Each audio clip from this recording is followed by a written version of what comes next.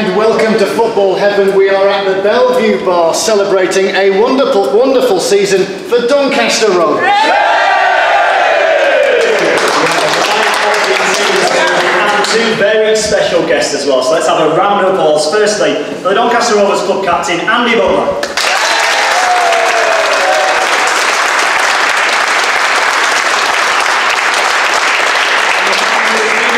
Season has led the side back into League One at the first time of asking. It is the Doncaster Rovers manager, Darren Ferguson.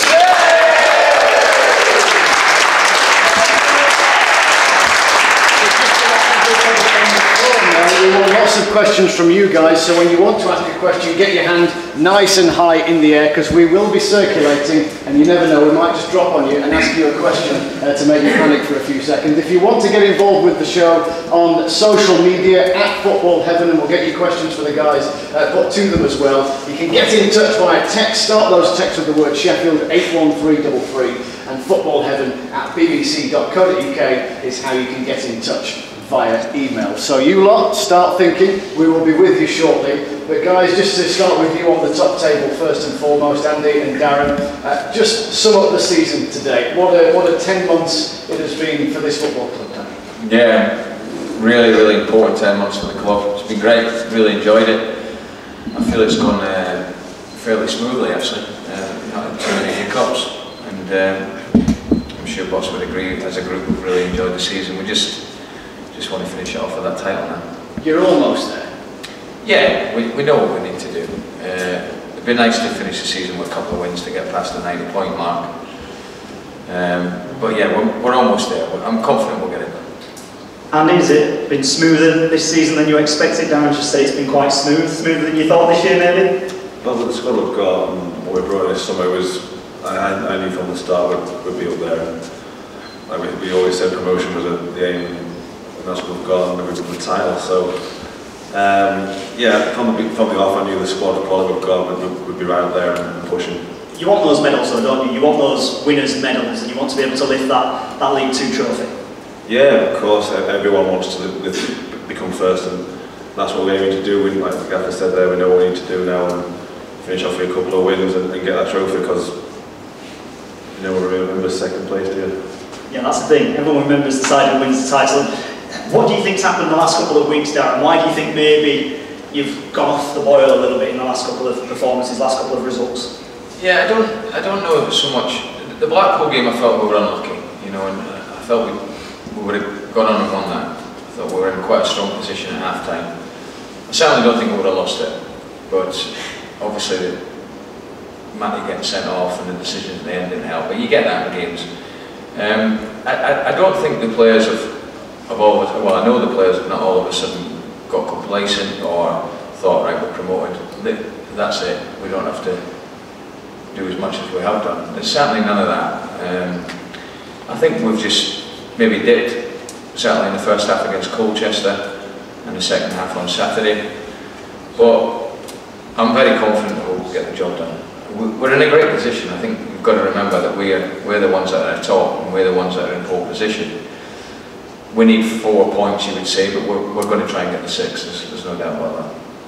So, Football Heaven on BBC Radio Sheffield. Who wants to ask the first question from the floor? Please stick your hands up nice and clear. Well done, sir. You're first up. Who are you and who do you want to pose your questions? Ryan for Darren. Darren, you've managed other clubs. You've also played at other clubs. How does our board of directors and the management staff compare with the other clubs that you've been at? It's a good question to start. I've got to be careful what I say here, don't I?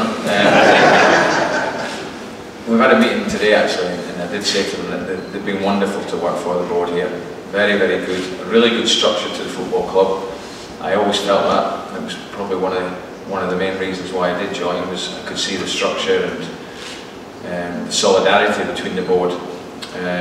Respectfully the way they go about their work, and it's really been enjoyable working with them. And compared to the other ones, it's slightly different. Where at Peterborough it was a chairman that lived abroad,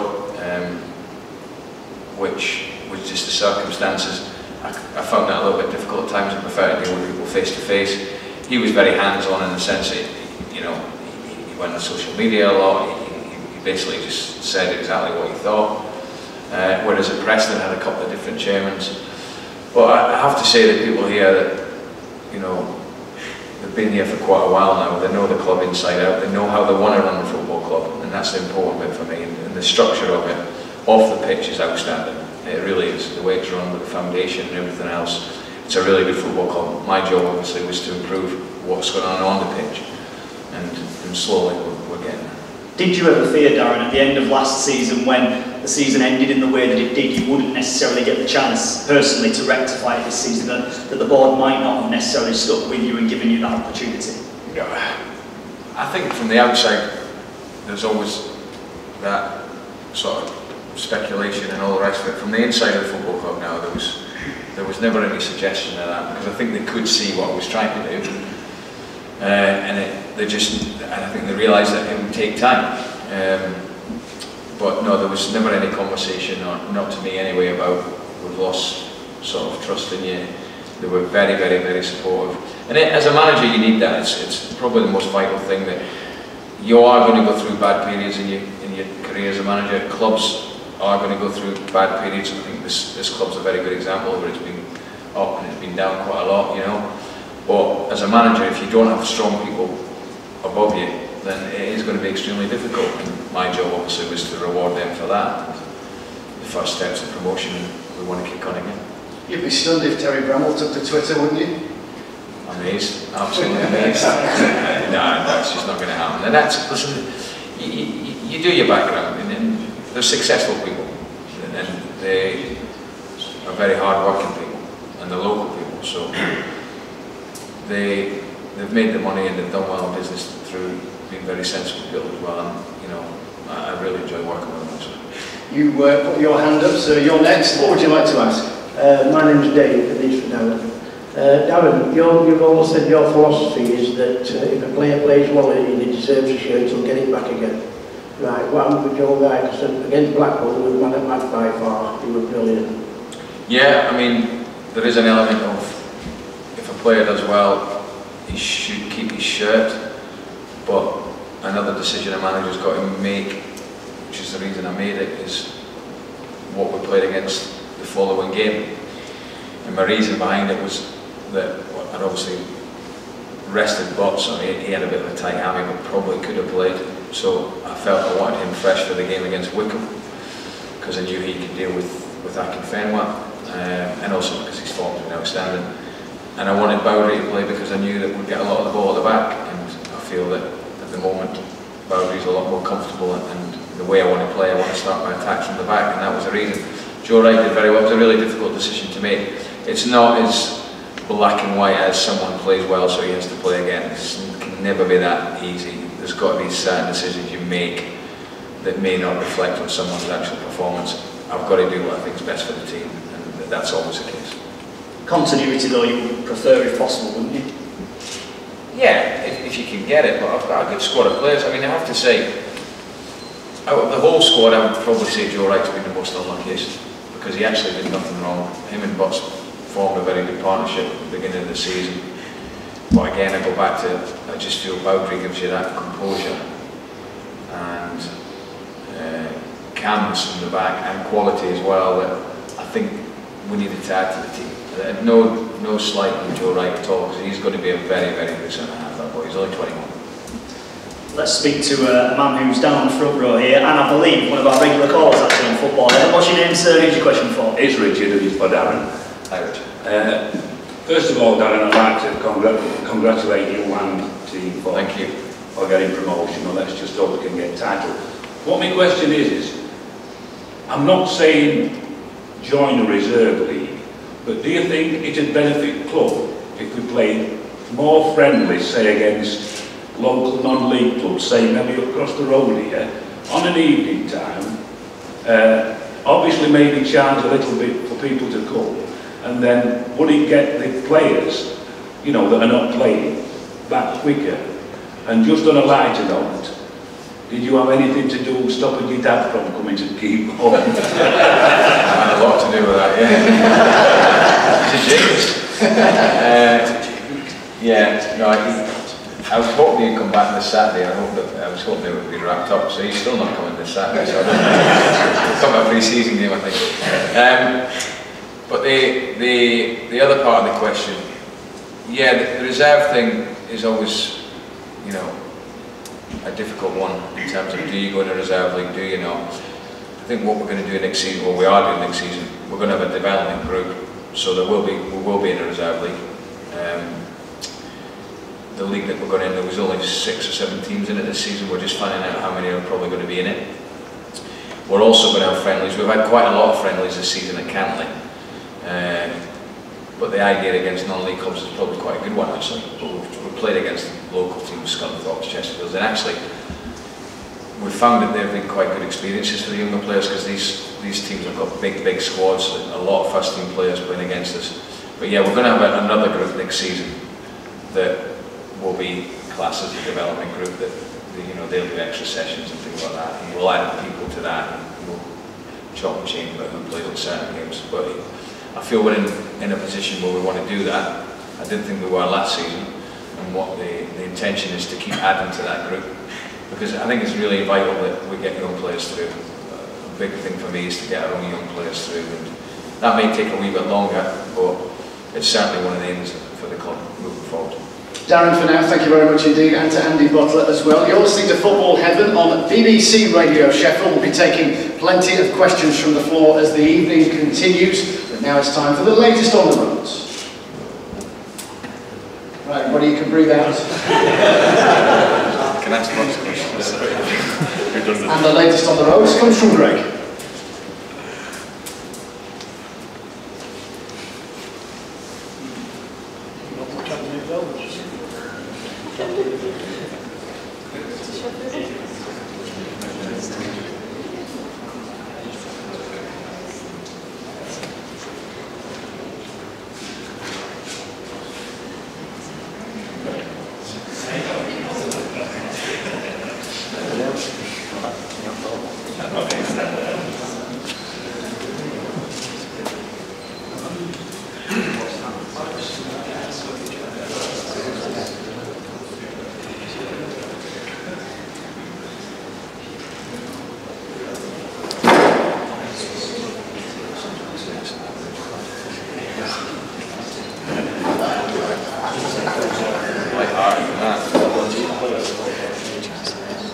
Football Heaven on BBC Radio Sheffield. I hope that gentleman hasn't had enough already. He's leaving. Oh, and he's going to stand at the back there. We've got a live studio audience here at the Keepmoat Stadium this evening, where we have Andy Butler and Darren Ferguson with us as well. Give us a cheer, everybody. Right, this chap here in the green shirt, your question for the top 10. Hi, I'm Jack. My question was going to be similar to the guy in the front about Joe Wright having a few inches on Matthew Bowdry against Akinfenwa. I guess I can kind of spin it to Andy. How do you deal with a player like Akinfenwa who literally just looks so broad you couldn't get over him for the headers on Saturday? It was difficult. Akinfenwa was like another player I've played against this season. He's as tall as he's wide, and he can play to that strength of his game because he's one-dimensional, whereas he's big. He can't. If we've got that big, we'll be able to mark the smaller players. So it is a one-off case where you sometimes have to let him have the ball. He will win his fair share of headers, but will win ours as well. It's difficult, but you have to find ways to get around players. Every player, if he's quick, you have to know he can drop off a little bit. So you have to recognise his strength and think how you can beat him, because you're not going to beat him in a one-on-one. I think he benches 180 kilograms. So he didn't try and pick him, did he? No, the other lad did though. No, like I say, you have to find out their weaknesses, and sometimes moving him up the pitch a bit higher is not his game. So we tried to do that. He knocked one down for the second goal, but sometimes you try everything, but you can't stop it. How have you found this year playing at times with a 3 and at times with a 2 at the back? How do you find that as a role when you have to switch between both? I like it, to be fair. A little bit of diversity in our game. I've never played a 3 before this season. The Gaffer brought it in, and we've got a few ways to play different formations. I like them both, to be fair. I mean, like Gaffer said, Frenchie complements me. He's more the composed player and more the aggressive player. And then like Matt Mason or Craig or like Joe Wright, they've all got qualities that complement each other. And it kind of helps me when French is there as well, because it takes a little bit of pressure off myself. I know my limitations and what my qualities are, I know my strengths and weaknesses, so I mean, we're all there to help each other out and get the best performance. Is that a bit of a horses to courses thing, Darren, for you when you played 3 or when you played 2? We've seen Sheffield United do it this season throughout the campaign and the success that they've had there as well. How do you view it when you decide to implement it? Just as a normal game-by-game thing. I probably stuck with it too long last season, but certainly this season and next season we'll be flexible in what we do. What I do like to do is change within a game, just even for 10 or 15 minutes. The most important thing is the pre-season time when we go through all our different tactical stuff, and so the players know exactly what is required, whatever formation we play. But we will change accordingly. I think, for example, we played the midfield diamond for quite a long time. I think it was at least 6-7 games, and then we played Stevenage, and I seen that they were very, very narrow in the middle of the pitch. So I thought, right, let's play with wing backs. We played Blade and Row, and it caused them problems because we had more natural width. So it's that sort of detail that is why you may play a 3 or you may play a back 4. But the players can play either comfortably. So let's get some more questions from the floor. You put your hand up nice and clear in the air. What would you like to ask the top table? I'm Sheila, and it's a question for Darren. Firstly, well done for a good season. Thank you. Secondly, how was Alfie May, my little star? Your little star. He's well liked Alfie, isn't he? He's alright. He's okay. He's managed to put his ponytail back. His ponytail's fine. I'm really tempted to shave that off, because I don't think I think those days have gone. I better leave him alone. He's fine. He had a dead leg. He'll be okay. I think he'll probably train Thursday. But he's been fantastic. He's a lovely lad, and he's fantastic on the pitch for us. And he can only improve really from where he's come from.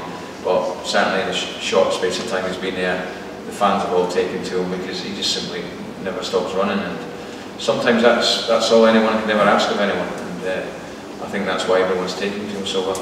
I was going to ask how you feel he might cope with the step up into League One. We can ask that about a lot of the players, but him in particular with the step up that he's already made. How do you think he'll make that next little step up? Yeah, he'll be fine. He'll be fine because he gives. I mean, at spots he gives defenders a nightmare. He just keeps running, and he makes them run back towards his own goal. And he does it very, very well. I mean, he may have scored more goals this season. He's got 3 now, but I think he's different to what we've got. I think we needed him. Certainly. I think actually on Saturday, no disrespect to Gary and Sheffield because they're different players, we missed them because we stopped the running in behind him was causing a big problem. So he'll be fine, absolutely fine. So you've got so many to pick from. You've got Andy Butler, you've got James Coppinger, you've got John Marquis. Why is Alfie May your little star? Problem that he's short. Just as Darren says, he runs all the time. He never gives up. He takes players out to the wing so others can come up the middle and have a go at goal. And that's what I love about him. He never gives up. He's like a terrier at your heels. He has had a great impact, hasn't he? So it's Football Heaven on BBC. Oh, you're not finished. I'm not finished. Go on, Sheila, what would you like to say? How are you going to turn it round for Saturday?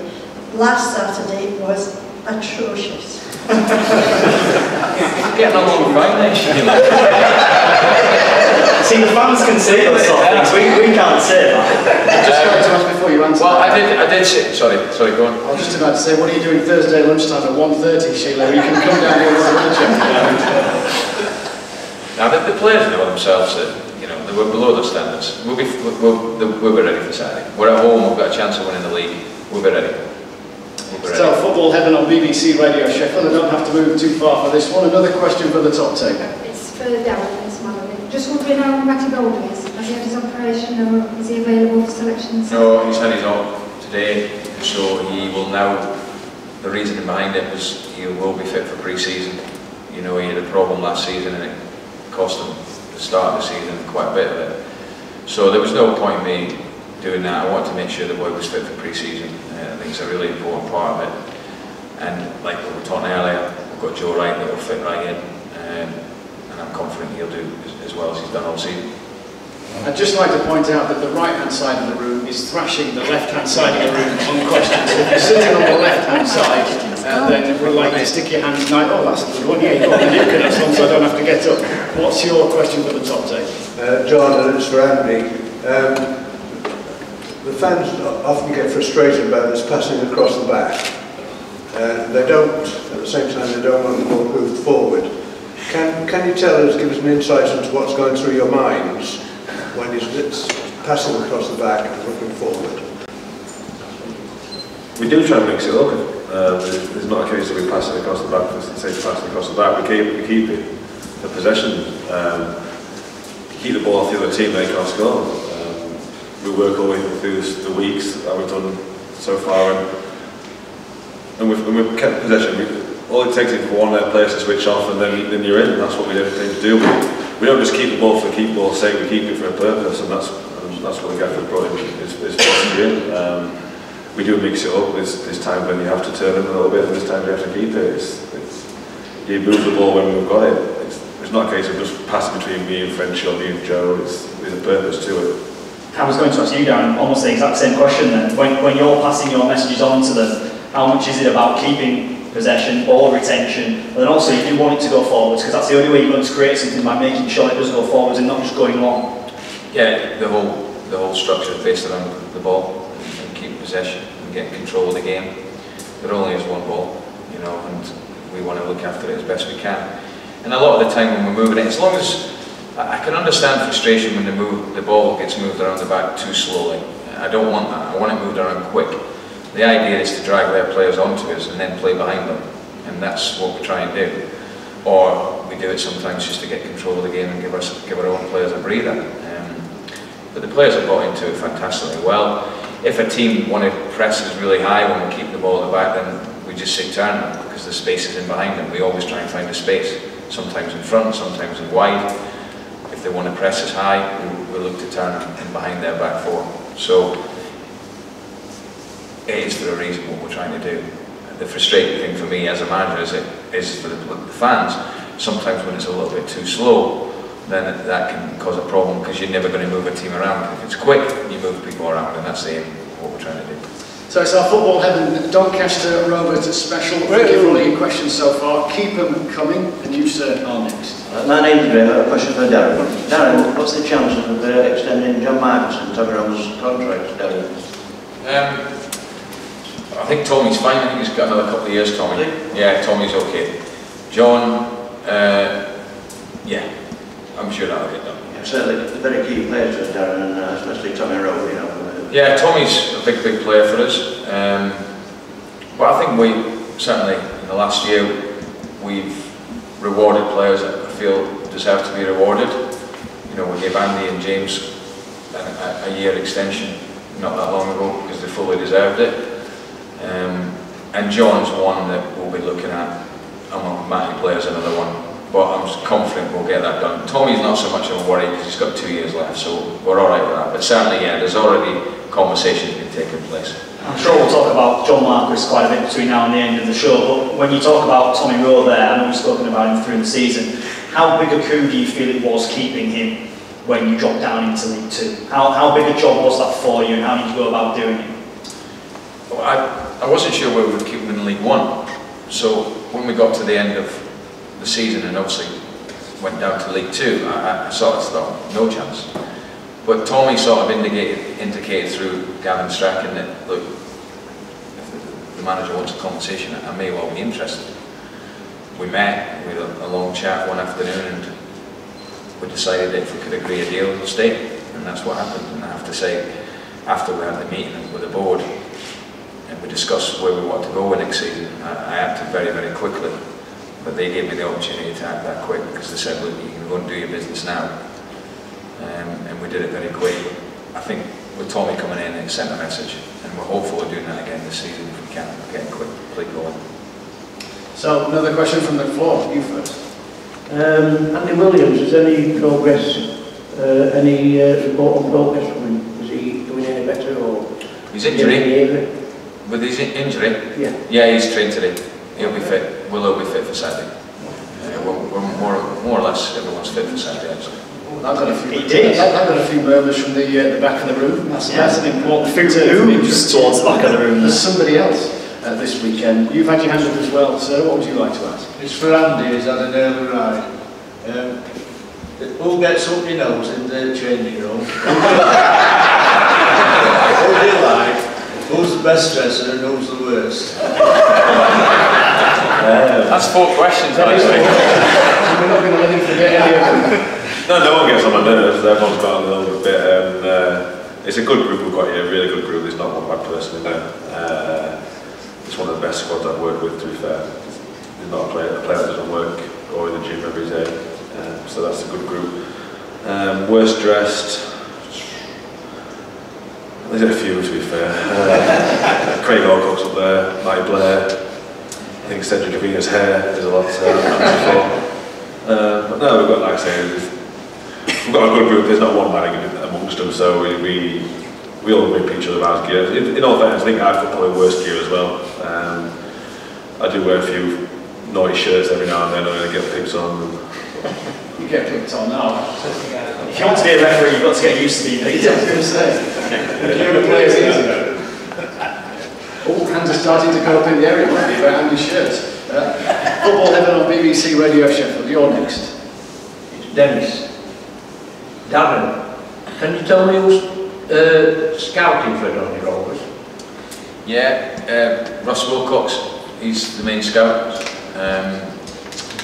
Local guy, been a manager himself, but it's a field he wanted to go into. But it was a position that there really wasn't a position there. I mean, there wasn't any real recruitment from the club until we started it last season. But Ross now will be starting full time beginning next season. The reason I'm asking is, Donny Rovers, they haven't had a left. I know you don't play wingers, but Donny Rovers have never had a natural left winger since McIndoe finished. And I think I've been watching Donny Rovers since I was 8 years of age, and I'm 85. And I think Donny Rovers have been missing a natural left winger for years. Yeah, I mean down this left-hand side where we sit, it's begging out for a winger. Well, it depends how you play. I mean, I can't comment on the past managers and how they've played, but we do play with wingers, they're wing backs, and out wingers. And if we play a midfield diamond, obviously we don't play the width comes from fullbacks. But I think each to their own. You're right. I don't play with wingers. I may do. I mean, it's something we have touched on and gone into in a game. But I don't think it's something that's really stood out to me that we've missed this season, I have to say. I think Dennis was pitching for a scouting job there as well. Well, you can have a scouting job. If I get a left winger, that's fine. Football Heaven on BBC Radio Sheffield. It's time to get the latest on the Rovers. And here's Greg.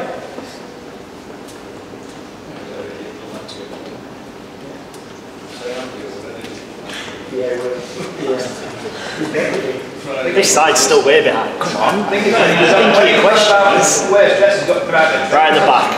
I'll come round there. 2 at the back.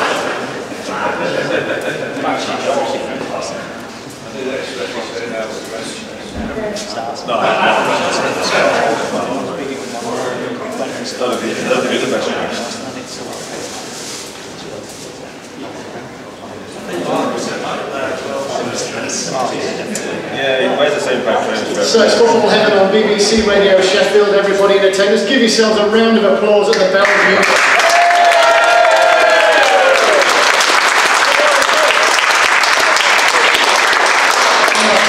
Taking questions, the Doncaster Rovers manager Darren Ferguson and captain Andy Butler. Let's get some more questions from the floor. What's your name, sir? Who's your question for? It's Richard and Strandy. Bear in mind we're hopefully going to win the league and success. We've only got 2 players in the PFA team of the year. Well, happy to have 2. Are the players disappointed that there's only 2 of you in the team of the year? For the PFA? Yes. Yeah. PFA. Well, the players, everyone's disappointed they don't get the team of the year, to be fair, but we say this before every game, I don't think there's a player in the league that would pick that is in our team at the moment, so you take how it is. The players vote for it, there's nothing we big influence. A lot of people get picked on friendships and that, so it's a case of if you know the player. But yeah, everyone's disappointed don't get the team of the year. But congratulations to Cobbs and John who have been brilliant this year. Like I said, I'd stick with the team we've got over any other. How good's James Coppins been this season? We can talk about year after year count with Doncaster Rovers, but this season, you know, the years aren't getting younger on him, are they? And he's still going and getting in the team of the year. Yeah, you never know. It was 48 or whatever it is. In pre-season, he's at the front of the running. You never know. He's as fit as he always has been. He's been, like I say, a revelation on the pitch. Always there to lead us. He's a team captain and leads by example. He's one of the pros that goes into the gym and young lads follow him, and that's what we try and do here. We try and encourage the young lads to follow the older pros. Darren, is it fair to say he'll have a big part to play for you next season, do you think, back in League One? Very much so. He needs to manage certain things differently now because he's not, you know, a spring chicken anymore. He's still fit, but there's different ways of, he understands a little bit better now how he's got to manage himself through the week. Where he's improved is the last bit of the pitch. You know, apparently this is the most goals he's ever scored, which I find astonishing actually, because he's always in my mind been a very, very good player at this club. But that's where he's improved, assists and goals, and he had to improve on that given the position he was playing. But no, he's, as Bot says, the experienced players we've got at the club have been fantastic. They do lead by example, and James is obviously one of them. Let's get another question from the back. It's the left side, try and catch up with the right side here on questions. What's your name, sir? My name's David. I've got two questions, one for Darren and one for Andy. Darren, what areas of the pitch will you be looking to recruit for next year as we go to League One? And Andy, have you forgiven Paul Mayfield for suggesting we need more defenders?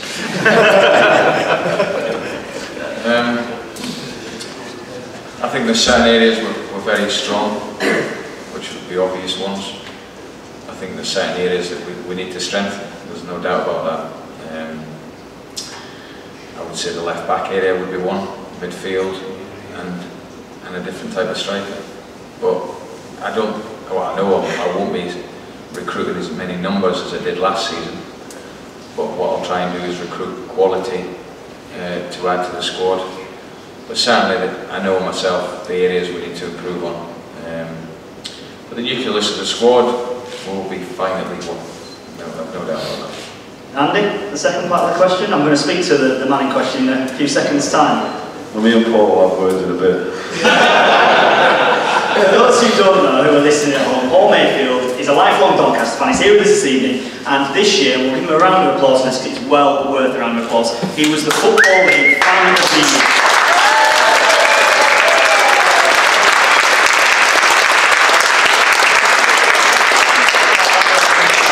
Tell us a little about suggesting that more defenders are needed. It was in the Colchester programme, and they phoned me up last minute just to do a few items, and I thought, well, Brooks has got his place cemented in the team, so I was just thinking people could come in if Andy gets suspended or anything. That's all it was, just a quick part player.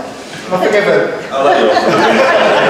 I don't think you could be playing bingo on the train down to London the other week for the EFL Awards. I did win the bingo last night. Tell us a little bit about the award. You've brought it with you here this evening as well. You're someone who, when we're in the press box, you provide us with biscuits, gingerbread. You're the most popular man in the press box by a long, long way. Tell us a bit about what this EFL Supporter of the Year award means to you. It's just a fantastic award. I'm really appreciative. We're so proud to receive it. I mean, to say that there's 72 other clubs in the country who've got fans, probably like myself, around there, and to be nominated. It was not just Doncaster Rovers fans from other clubs have nominated me as well. It was really, really proud moment down at the Hilton last week, receiving the award. And as you said, been sort of running the sports club buses for the last 36 years, providing the biscuits with the press box. So, I mean, as you know, it's not nice going to a press box and people not talking to each other. And I just thought, sort of 16 years ago at Bristol, nobody talking to each other, get the biscuits and everybody talks, and Jack donuts and everything like that. It gets a great atmosphere because away reporters don't want to go somewhere where they're not being talked to. And it was great, but to receive this is such an honour. And I'd like to thank everybody at Doncaster Rovers, the management, the players, and the supporters who have been. I mean, I've had a rough year this year.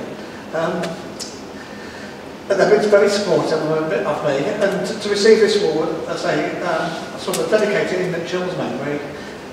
Sorry.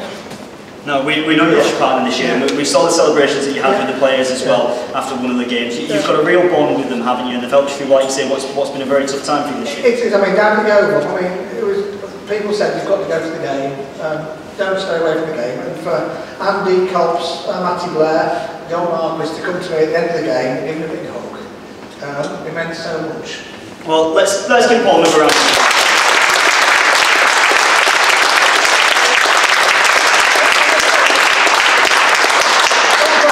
My club, as it says up there, the club feels like a family, and the supporters, the players here at the club are the best. In the time I've been supporting Doncaster Rovers, this is the best set of players, management and everything, and the bond between the supporters and the players has been magnificent this year. And I say, if Jill's legacy is that the players and the supporters have got that bond and link together, it's absolutely brilliant. And thanks very much to the players, supporters and the management at Doncaster Rovers. Well said.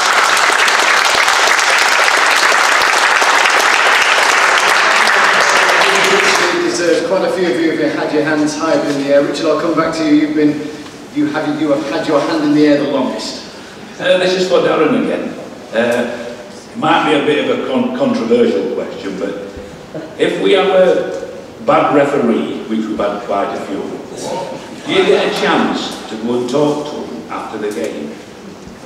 Yeah, you can talk to them. You have to leave 30 minutes after the game and then you can go and talk to them. It's just that, you know, we've had some, you know, well, what can I say, some awkward referees down here. I know that both players and managers have been, you know, happy with him, and I just wondered whether you get a chance to put your point of view over to them. Yeah, you do. You can do that, or many times I've spoke to the chairman of the referees, Dave Allison, and had a conversation with him on a Monday morning. We'll get feedback to Mary in terms of when we put a report in, we have to put our report in on them. But a lot of the time, I think I've learned to realise, for example, the Blackpool game, I didn't bother saying anything to them because you end up getting in trouble. I think sometimes, as best you can, you've got to accept that they're human beings, they're going to make mistakes. They're not making them deliberately. This country's excellent in terms of the cleanness and the fairness of the game, there's no question about that. So that would never ever come to my mind. You just have to accept and make mistakes. What about technology coming in to support them? I know in Australia I saw recently a little video of when there was a handball incident, play then went on, they went back and looked at it. It took about 90 seconds, I think, between the incident happening and then the decision being made that it actually should have been a penalty and it was awarded. What do you make to, in the long-term future, possibly coming into the game? What's your thoughts? It's a must. I don't know why it's not been done by now. I don't see the problem. I mean, it doesn't take any time, really. It's been in probably for years. So for me, it's an absolute must. It will come in, it's drip feeding it in at the moment, but it has to happen. It makes so much sense for it to happen, really. And you're nodding along there, Andy, as well as a player. You'd agree with that, and someone who wants to be a referee as well. You'd agree with that down the line? Massively, yeah. As long as it's done correctly and fair, not brought in for every single decision made for all the right reasons, and that I think it's like it's a must. It has to be. Football's changed, so technology's got to change. So Football Heaven, BBC, Radio Sheffield. Let's take another question from the floor. You're next. Hi Darren. You talk about winning the league title. Obviously, the players want it for momentum and morale. But how important is winning the title in terms of attracting players for next season? I know Portsmouth are also a pretty big club with a much bigger fan base than we have. Is it important financially to win the title, or is it more to keep morale high and to get those medals? There were some important things to get the medals. I think to be number one after 10 months, 46 games. It doesn't have any bearing financially, and I don't think it would have in terms of attracting players, because you're all in the same division next season. I don't think people will think, well, they finished first and they finished. I don't think that would come into it. I think it's just about winning the league, and the other thing about it is, if we win it, it'll be half the season we've been top. There's 23 games in, and that's a lot. That to continue being top week in, week out for the whole of half a year. So we take a lot of pride in that. We're determined to finish it off. I think it's to make sure we're champions and have their medals. That's the most important thing. And you've been promoted before, Darren, but you won the title, don't you, as a manager? No, I've never won it. I've never won a title. I've been promoted 3 times, and listen, we were obviously promoted again, but I would be gutted if we didn't win this league. I really would be. I wouldn't enjoy the summer as much as I should do. So, Football Heaven on BBC Radio Sheffield. Sheila's back. What do you want to ask? I just want to ask about Jordan Houghton, because I've spoken to him at the last 2 matches as he's been watching. Asked him if he was ready to come back, was he signing, and he said he's got to wait until he's match fit before any decisions are made. Is this so? Yeah, he won't be fit probably until the beginning of August. I think he just has to do some running. Yeah, he started doing a bit of running at the moment, but certainly he would miss a large proportion of the pre-season. But yeah, I mean, he's optimistic, the boy. I spoke to him a few times myself. We've seen him last week in Colchester. I think what the situation would be that if he got fit, given the injury, I don't think you would do a permanent straight away. It could be a loan, and then you'd look at the permanent after that. But before that, obviously, we've got other players to get in. But certainly, if he hadn't got injured, you would have looked at if we could do a permanent. There's no question about that. Football Heaven on BBC Radio Sheffield. 15 minutes left of our special here at the Belle Vue Bar down at Keepmoat Stadium. Andy Butler and Darren Ferguson with us, but it's time for a final update on the travel. And Greg's back.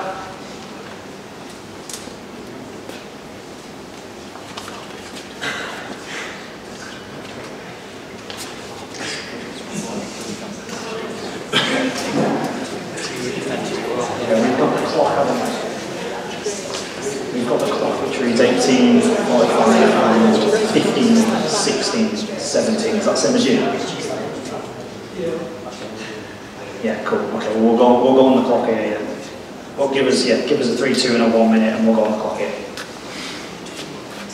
Good.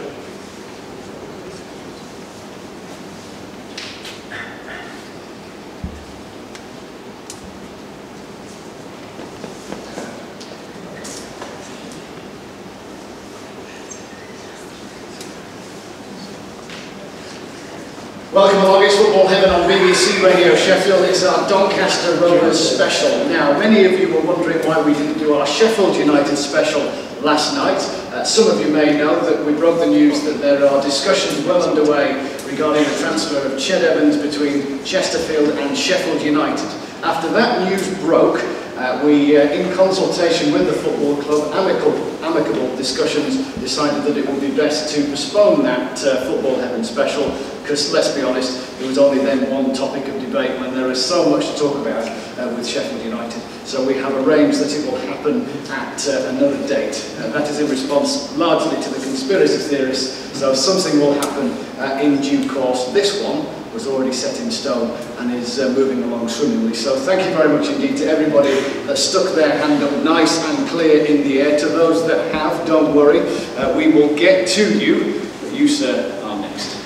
Okay, my name's Andy. My question to Darren. We've seen some champagne performances this season. For me, the ones I most enjoyed were in September, I think it was at Morecambe, the 5-1 win, and more recently the 5-1 win in Grimsby. I just wondered what for you, Darren, was the most complete, most enjoyable performance. Morecambe was a very, very good performance. In terms of the football we played, how we want to play, and obviously a special moment for James, you know, that was a big moment for him. But we've had some good ones this season. The one at home to Portsmouth was very, very pivotal to us getting the success. The one that stands out to me, not maybe the most, well, the first half was probably Cambridge away, when we'd had a little bit of a stumble. And I think that night I realised that, yeah, this is a group that's going to get promoted. That was the pivotal moment for me. We played very well in the first half. It was never a 3-2 game, it should have been more than that. But we'd gone through a little bit of a bad spell in terms of not losing games, but certainly not winning as many as we'd hoped. But that was a night where I thought, yeah, we'll get promoted with this group.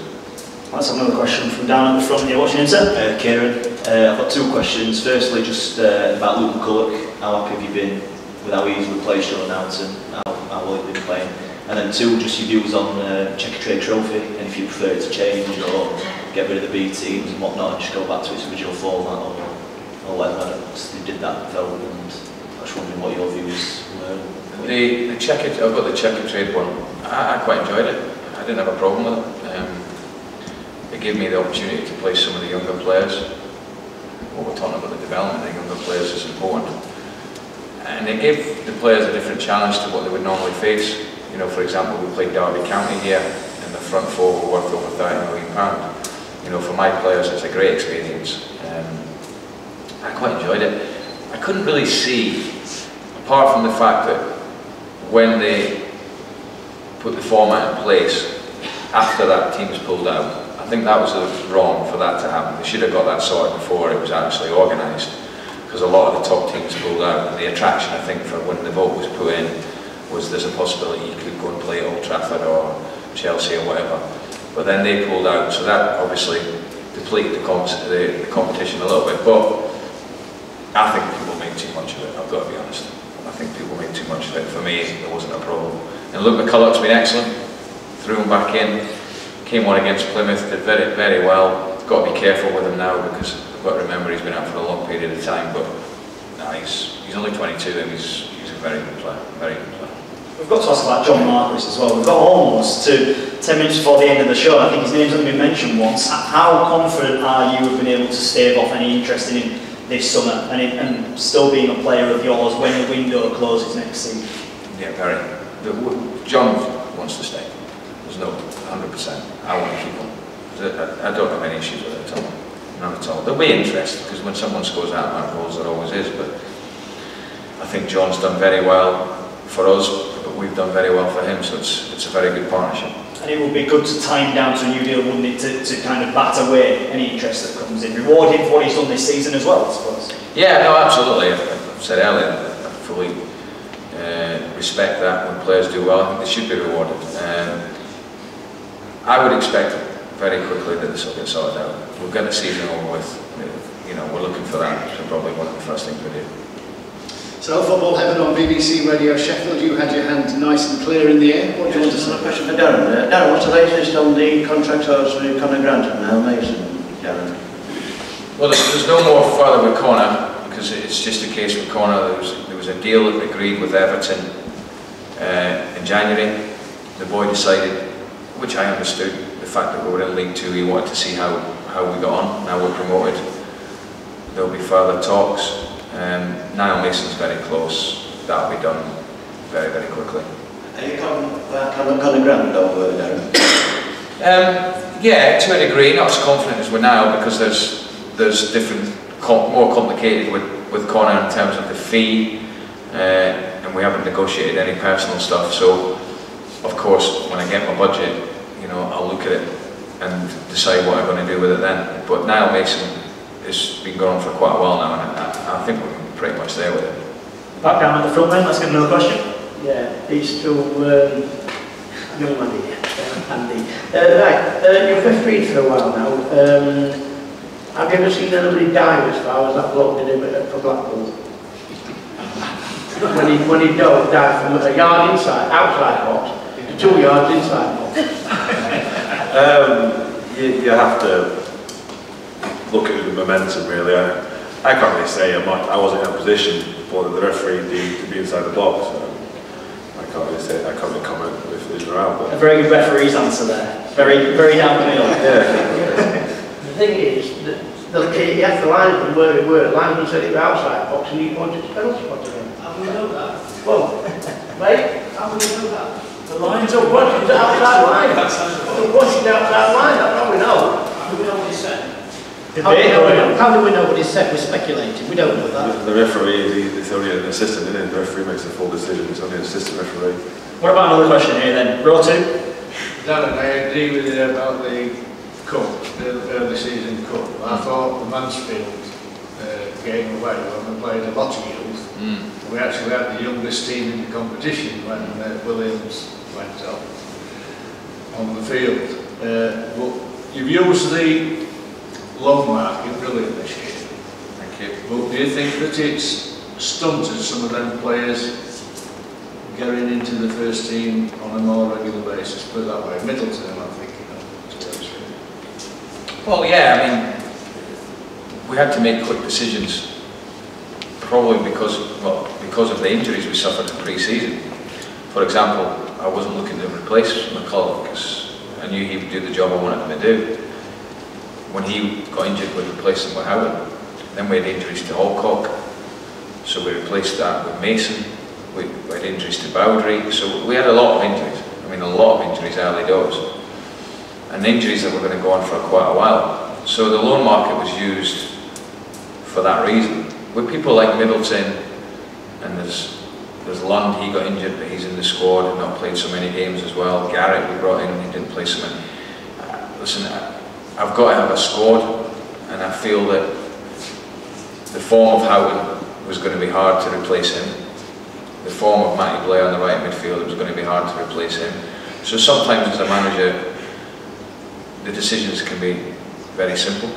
It goes on certain form, it goes on consistency, it goes on what you want from certain players in different positions. Young Harry, he's not so young anymore, so he needs to, get to the next level really, but certainly he's never let anyone down. I think he's a very, very good footballer. But I just think he needs to go again and have that bit more belief about him. But he's done very well in his time. Right, ladies and gentlemen, final few minutes of the programme. If there is a question that you would like to ask either Andy or Darren, please stick your hands nice and clear in the air and you will be able to pose those questions, right, and walk down the centre line. What question would you like to ask the top team? It's for Darren. Just the tactics really is watching me more frustration when I'm stood behind that goal, sat behind goal. The goalkeeper collects the ball, pretty quick corner, runs to the edge of the penalty area, and then everything seems to stop. I just wonder why there's sort of certain players, probably Andy was quick enough to alight. He comes out as if he's going to throw the ball and doesn't, and then all their defence gets back, and we haven't got nobody heading the ball for the front of us. So it's I really get frustrated when I can see they can't get rid of it quick enough. No, I get frustrated myself. We're a good counter-attacking team, and many times he's got it and doesn't throw it, whatever. But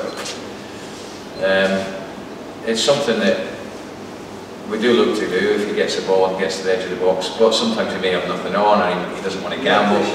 I think that's more what it is. He's got to be absolute, as a goalkeeper, yeah, he's got to be absolutely certain where he's throwing that ball. So maybe it's that. But I agree with you, at times I've been stood in that touchline thinking throw it or kick it, and because we have got quick players, but because he's got a good kick, hasn't he? Yeah, he has. He's a good goalkeeper. He's a good goalkeeper. So it's something that we may look to have to improve on next season, because there's always going to have to be improvements.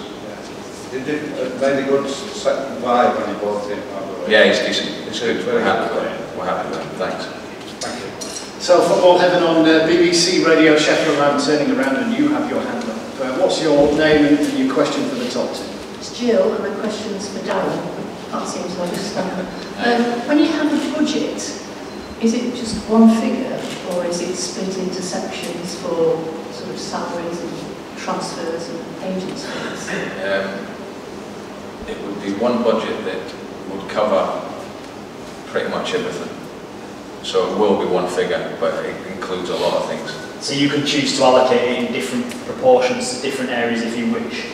Yeah, because you've got the obvious salaries, transfers, fees. You've then got, which would be included, new contracts for the existing squad, recruitment. There's all of these elements that takes part in the budget.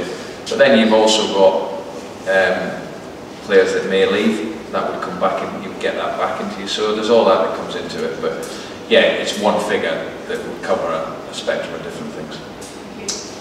Okay, our next question to you. Hi Darren, you mentioned earlier we might be looking in the market for a striker for next season.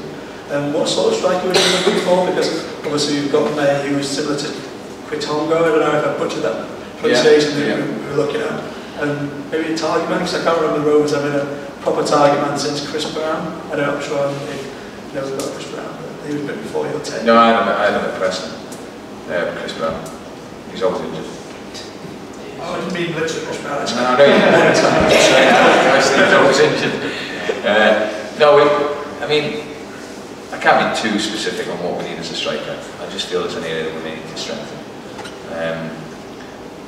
Because I've got to look at what we've got and what we need. And I think that there's something that we may need to add there, a different type of thing. Right then, thank you very much indeed for all of your contributions. It's been great stuff. Let's have a round of applause for our top players.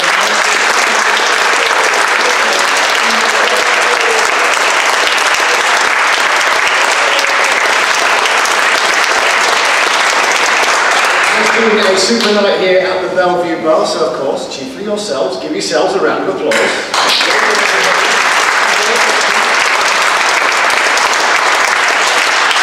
If you missed some of this and are tuning in halfway through, you will be able to listen again via our Listen Again feature, and all of the interviews, both pre and post match, will be available via our website, bbc.co.uk/Radio Sheffield. And this won't apply to everybody or anybody in the room, but we will have commentary of Doncaster Rovers on Saturday afternoon in the hope that that is the day they will win the League 2 title. Best of luck to all concerned with Doncaster Rovers. Thank you all for your considerations tonight. The Late Show is next.